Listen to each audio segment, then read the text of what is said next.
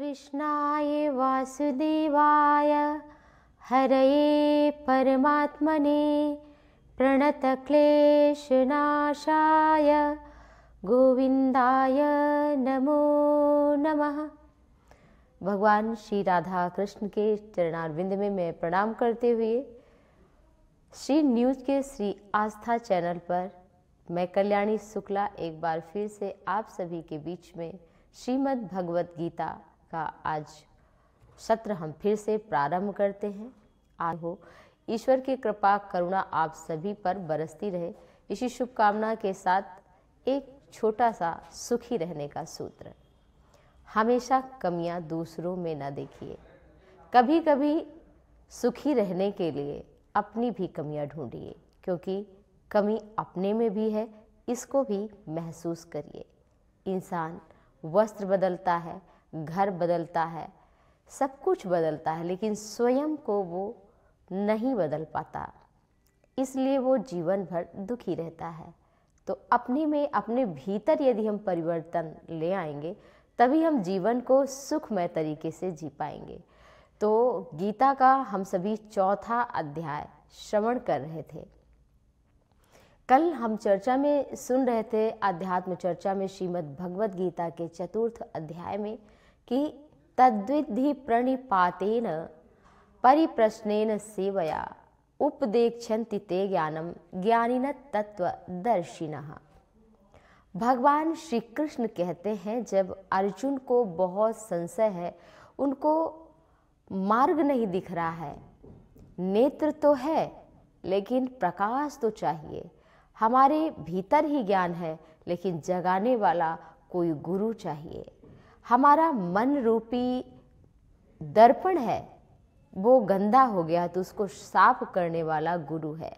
जो हम हमेशा चेहरा ही साफ करते हैं, अपने शरीर को ही सजाते संवारते हैं, लेकिन हमें अगर आध्यात्मिक ऊर्जा, अगर हमें तत्व का ज्ञान हो जाए, बोध हो जाए कि सत्य क्या है, असत्य क्या है, जीव क्या है, ब्रह्म क्या है, माया क्या है, संसार क्या है, ईश्वर क्या है, अगर हम ये समझ लें तो निश्चित ही हमारे पास भले ही साधन का अभाव हो, लेकिन अगर साधना हमारे जीवन में होगी, हमारे जीवन में तपस्या होगी, गुरु की सन्निधि होगी, तो निश्चित ही हमारे जीवन में अभाव का भाव रूप में बोध होगा। उसे अभाव नहीं लगेगा, किसी भी चीज़ की कमी नहीं लगेगी।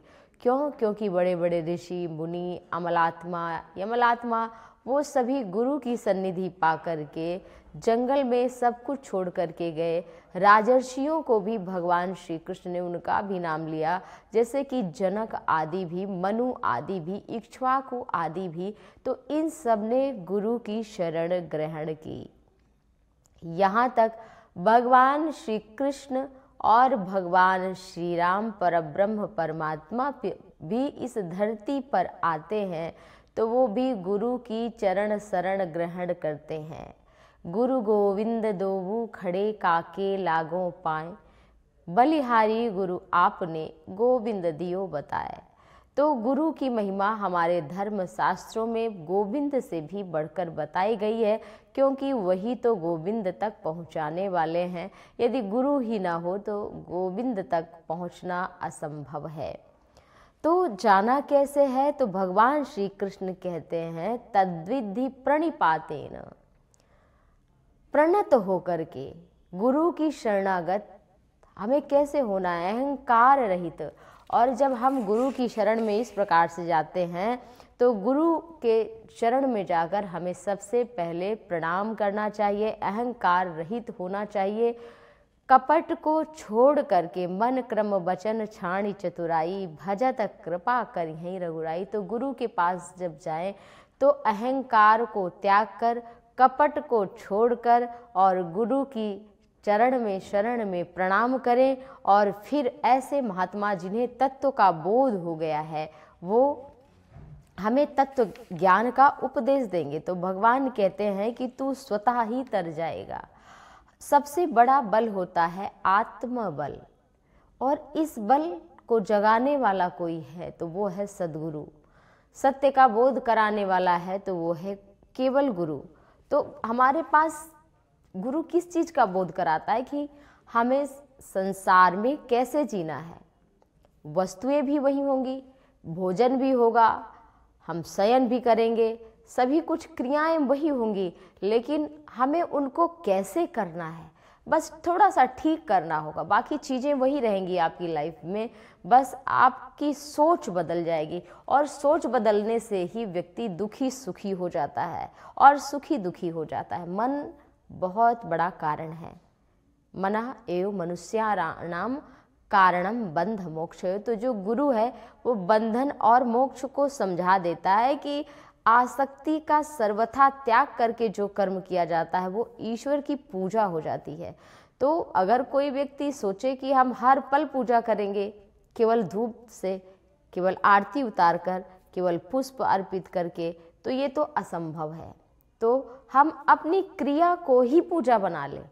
2 मिनट, 1 घंटा, आधा घंटा, जो समय है वो हम मूर्ति के समक्ष बैठें, पूजा करें, स्तोत्र का, स्तुति का पाठ करें, तुलसी को जल चढ़ाएं, सूर्य को अर्घ्य दें और जो हमारे सनातन धर्म में पंचपथ हैं उन सभी देवताओं की पूजा करें, अपने इष्ट के नाम का जप करें, सब कुछ करें, भोग लगाएं। लेकिन उसके साथ साथ में अगर आत्मबोध ना हुआ, सभी प्राणियों में यदि भगवान ना दिखे, तो वो पूजा, भगवान कपिल कहते हैं कि जैसे राख में हवन करना, इसी प्रकार से उसका कोई फल नहीं मिलेगा। इसी का बोध कराते हैं गुरु।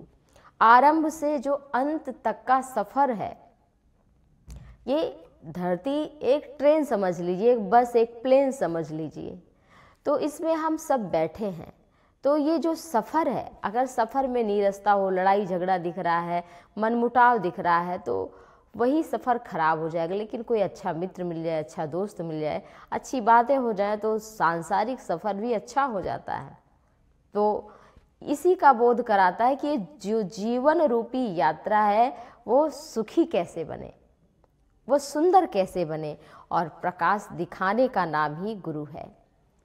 गुरु प्रकाश दिखाता है। एक आदमी बाइक से जा रहा था, तो कुछ सिपाही खड़े थे, तो उसकी बाइक में लाइट नहीं थी। वो बोले, अरे रुको रुको, तुम्हारी बाइक में लाइट नहीं है, तुम आगे नहीं बढ़ सकते। तो वो आदमी बोला, हमारे गाड़ी में लाइट ही नहीं, ब्रेक भी नहीं है, तुम हटो नहीं, तुम अभी भी चले जाओगे। तो गुरु शिष्य बधिर अंध का लेखा, एक न सुनई एक नहीं देखा। तो हमारे जीवन में जो ब्रेक है, गाड़ी बहुत अच्छी है, हम बहुत अच्छा चला भी लेते हैं, लेकिन अगर ब्रेक ना हो तो गुरु जो है हमको वो कहाँ पर, कैसे, किस प्रकार से अपनी गाड़ी को, कि एक्सीडेंट भी ना हो, कोई दुर्घटना ना घटित हो जीवन रूपी यात्रा के साथ में, तो हमारा जीवन सुंदर बने, अलौकिक बने। तो उसी जो चालक है उसके पास ना जो प्रकाश है कि हम गाड़ी ठीक से कैसे चलाएं, वो कहीं भी किधर भी ना हमें रास्ता दिख रहा है, तो गुरु तो वही इस जीवन रूपी यात्रा को मार्ग दिखाता है। तो चेहरा तो सभी साफ करते हैं, लेकिन मन रूपी दर्पण भी गुरु के द्वारा साफ कर लेना चाहिए। गुरु हमारा परिचय कराता है हमसे।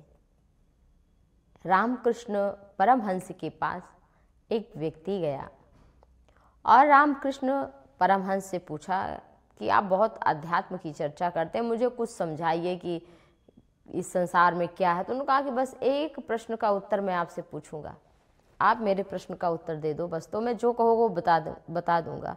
तो उसने कहा, हाँ पूछिए, मुझे सब कुछ पता है। उसने कहा, आपको पता है आपका परिचय? तो वो हंसने लगा, बोला, अरे इतनी छोटी सी बात, हमारा परिचय हमको क्यों नहीं पता होगा? तो कहा, बताइए। हाँ, अपना परिचय आप बताइए। तो बोला, हमारा नाम फला फला व्यक्ति है, मैं ये करता हूँ। और बोले, और तुम्हारा परिचय क्या? बोले, अरे मकान नंबर इतना है, मोहल्ला हमारा ये है, गली ये है। तो उसने कहा, नहीं, ये तो आपके मोहल्ले का परिचय है, ये तो आपके घर का परिचय है, आपका क्या परिचय है? तो उसने कहा, मेरा ये नाम है, हम इनके बेटे हैं। कहा, अरे ये तो आपके शरीर का परिचय हुआ, आपका अपना परिचय? तो वो बड़ा परेशान होने लगा और उसे लगा कि सचमुच मैं अपना परिचय नहीं जानता हूँ। उसने कहा, अरे भाई मैं ये हूँ। तो कहा, अरे ये तो तुम्हारा हाथ है। अरे भाई मैं हूँ। तो कहा, अरे ये तो तुम्हारा शरीर है, ये तो तुम्हारा हृदय है, तुम्हारा परिचय क्या है? तो मौन हो गया।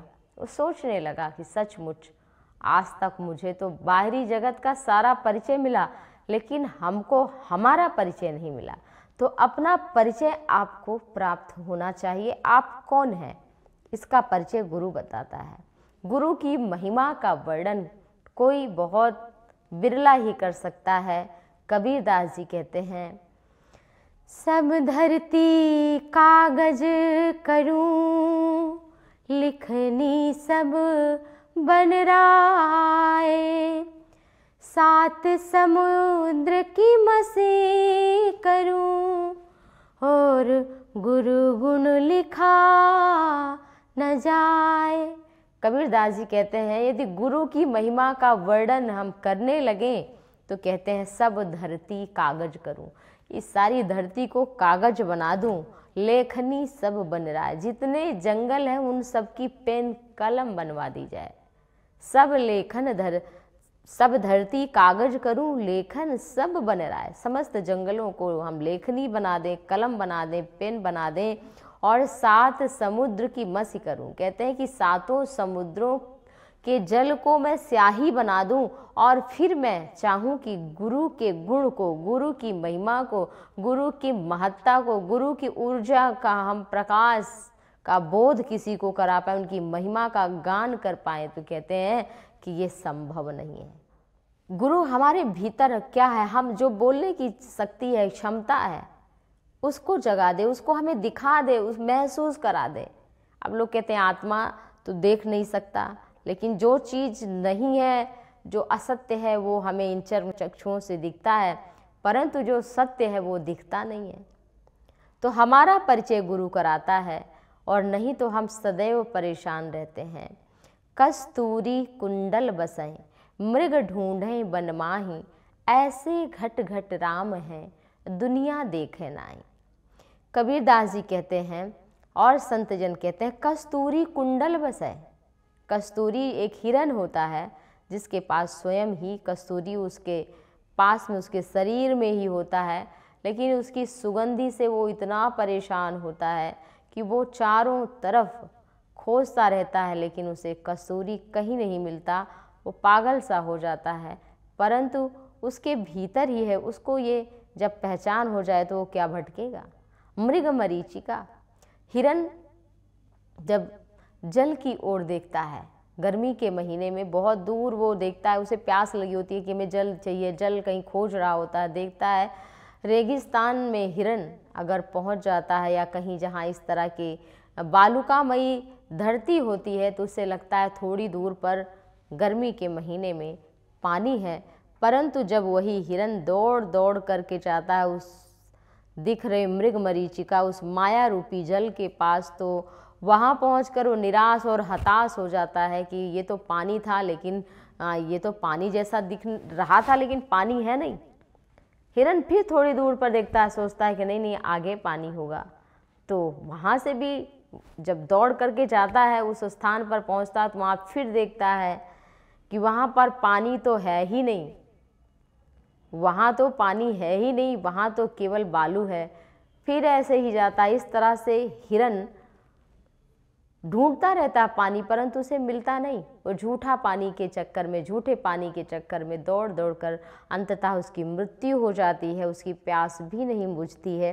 ठीक इस प्रकार से गुरु हमारे जीवन में बोध कराते हैं कि आप कितना भागेंगे। हर व्यक्ति भाग रहा है, हर व्यक्ति सुख की तलाश में दौड़ रहा है, लेकिन कभी वो खुद के बारे में नहीं सोचता, कभी वो संतोष नहीं करना जानता, कभी वो क्षमा नहीं करना जानता, कभी वो अपने अवगुणों की ओर नहीं देखता है, हमेशा दूसरों के अवगुण रूपी छिद्र को वो देखता रहता है, इसलिए सदैव वो दुखी रहता है। तो भगवान जो गुरु स्वरूप है, पर ब्रह्म स्वरूप गुरु को माना गया है, भगवान का ही रूप, ब्रह्मा विष्णु शिव का रूप गुरु को कहा गया है, तो वो गुरु हमें इन्हीं चीज़ों का बोध कराता है। इसलिए गुरु की महिमा बढ़ कर के बताई गई है। और भगवान कहते हैं कि हमारे जो सेवक हैं, गुरुजन हैं, जो साधु हैं, संत हैं, हमसे बढ़ कर के उनके सेवा करना चाहिए, क्योंकि मानत सुख सेवक सेवकाई। भगवान स्वयं श्री रामचरितमानस में कहते हैं कि हमारी सेवा भले तुम कम करो, लेकिन जो हमारे आश्रित हैं उनकी सेवा करो। तो भगवान मानत सुख सेवक सेवकाई और मानत बैरु बैरु अधिकाई। यदि भगवान के आश्रितों की कोई सेवा करे, भगवान को प्रसन्न करना चाहता है, तो गुरु की सेवा करे। तुमते अधिक गुरहि जिय जानी, सकल भाएं सेवहि सन्मानी। यहाँ वाल्मीकि तो यहाँ तक कहते हैं कि हे प्रभु, आप वहाँ पर निवास करो जो उसके हृदय में आप निवास करो, जो आपसे बढ़कर, तुमते अधिक गुरहि जिय जानी, तुमसे भी बढ़कर, हे प्रभु मेरे राम, हे श्री रघुनाथ, आपसे बढ़कर के भी अपने गुरु की महिमा को समझे, अपने गुरु का आदर सम्मान करे। हे रघुनाथ जी, आप वहाँ पर निवास करो। तो गुरु की महिमा, अगर आप गुरु की सेवा करते हैं, वो आपके पास तन है, मन है, धन जो भी आपके पास है, तो गुरु की शरण में जाइए। भगवान कहते हैं कि यदि ऐसा कोई गुरु का करण धार सदगुरु दृढ़ नावा, दुर्लभ साज सुलभ करी पावा। करण धार सदगुरु, ये शरीर रूपी नौका को सही दिशा, सही जगह पर पहुंचाने के लिए गुरु को कर्णधार कहा गया है, गुरु को नाविक कहा गया है। ये जो जीवन रूपी नाव है, जो शरीर रूपी नाव है, इस संसार रूपी समुद्र में सही ठिकाने पर लगाने के लिए, सही जगह पर ले जाने के लिए गुरु कर्णधार के समान है। कर्णधार सदगुरु दृढ़ नावा, दृढ़ नावा दुर्लभ साज सुलभ कर पावा। तो हमारे ऊपर ईश्वर की कृपा, जो हमें गुरु हमारे जीवन में आ गए, तो ऐसा भगवान कहते हैं, यदि तू सभी में परमात्मा को देखेगा तो अपि चेदसि पापेभ्यः सर्वेभ्यः पापकृत्तमः सर्वं ज्ञानप्लवेनैव वृजिनं संतरिष्यति। भगवान कहते हैं कि तू सब पापियों से भी यदि अधिक पाप करने वाला होगा, तो भी तू इस ज्ञान रूपी नौका से निसंदेह ही तर जाएगा। अर्थात अगर ज्ञान नहीं है तो मनुष्य बहुत दुखी है। तो इसका बोध हमें गुरु कराते हैं। कहते हैं कि जैसे यथैधांसि समिद्धो अग्निर् भस्मसात कुरुते अर्जुन, ज्ञानाग्निः सर्वकर्माणि भस्मसात कुरुते तथा। भगवान कहते हैं कि हे अर्जुन, जैसे प्रज्वलित अग्नि हो, एक धधकती हुई कुंड हो अग्नि की, अगर उस कुंड में ईंधन को डाल दिया जाए, भयानक अग्नि का स्वरूप हो, तो वहाँ चाहे छोटी लकड़ी हो चाहे बड़ी लकड़ी हो, उस भयानक अग्नि में आकर सभी छोटी बड़ी लकड़ियाँ जलकर जिस प्रकार राख हो जाती हैं, ऐसे ही ज्ञान रूपी अग्नि में, कहते हैं ज्ञानाग्नि ही सर्व कर्माणि, ऐसे ही ज्ञान रूपी कर्म में, ज्ञान रूपी अग्नि में संपूर्ण कर्म जल करके भस्म हो जाते हैं। नहीं ज्ञानेन सदृशं पवित्रमिहि विद्यते, तत्स्वयं योग संसिद्धः कालेनात्मनि विद्यते। भगवान कहते हैं इस संसार में ज्ञान के समान पवित्र करने वाला कोई और दूसरा साधन है ही नहीं। जब हमारा अंतःकरण शुद्ध हो जाता है तो जीव अपने आप परमात्मा की प्राप्ति कर लेता है। निर्मल मन जन सो मोहि पावा, मोहि कपट छल छिद्र न भावा। भगवान कहते हैं कि यहाँ निर्मल मन की, ज्ञान के समान कोई पवित्र, हर कोई अच्छा बनना चाहता है, सुंदर दिखना चाहता है। तो जैसे हम बाहर सुंदर दिखना चाहते हैं, ऐसे में भीतर से भी सुंदर दिखने के लिए ज्ञान का आश्रय लेना चाहिए। बिना ज्ञान के भीतर की जो सुंदरता है, जो आंतरिक सुंदरता है, वह कभी सुंदर हो ही नहीं सकती। इसलिए न ही ज्ञानेन सदृशम पवित्रम इहि विद्यते। भगवान कहते हैं ज्ञान के समान पवित्र करने वाला निसंदेह और कुछ भी नहीं है। सबसे बढ़कर के पूजा ज्ञान है। उस ज्ञान को कितने ही मनुष्य काल से कर्म योग के द्वारा देखो, ज्ञान और कर्म और भक्ति एक दूसरे के पूरक है। तो ज्ञान जब होगा तभी आप अच्छा काम कर सकते हैं। आपको कोई कहे चलिए बहुत अच्छी गाड़ी है, आप चलाइए, ड्राइव करिए, लेकिन आपको ड्राइव करना आता ही नहीं है तो चाहे जितनी बढ़िया गाड़ी हो, चाहे जितनी बड़ी गाड़ी हो, लेकिन आप ड्राइव कर ही नहीं सकते। क्यों? क्योंकि आपको आता ही नहीं है चलाना। ठीक इसी प्रकार आप इस संसार में जन्मे हैं, अगर आपको ज्ञान नहीं हुआ तो आपके पास भौतिक साधन भले ही बढ़ जाएंगे, परंतु आपका जो आंतरिक स्वरूप है वो आपको पता नहीं चलेगा, तो आप हमेशा दुखी ही बने रहेंगे। इसलिए एक योगी कम सामान में सुखी रहता है, एक भोगी अधिक होने पर भी सदैव दुखी रहता है। तो यहाँ प्रसन्न रहने के लिए ज्ञान की आवश्यकता है। तो भगवान ज्ञान की महिमा का बखान करते हैं कि उसका अंतःकरण शुद्ध हो जाता है और निर्मल मन हो जाता है, तो वो भगवत प्राप्ति सहज कर लेता है। आगे हम फिर से चर्चा करते हैं। तो आज मैं कल्याणी शुक्ला आप सभी के लिए ईश्वर से प्रार्थना कि सभी सुखी हों, सभी निरोग हों। इसी शुभ मंगल कामना के साथ मैं अपनी वाणी को देती हूँ विराम। जय सिया राम।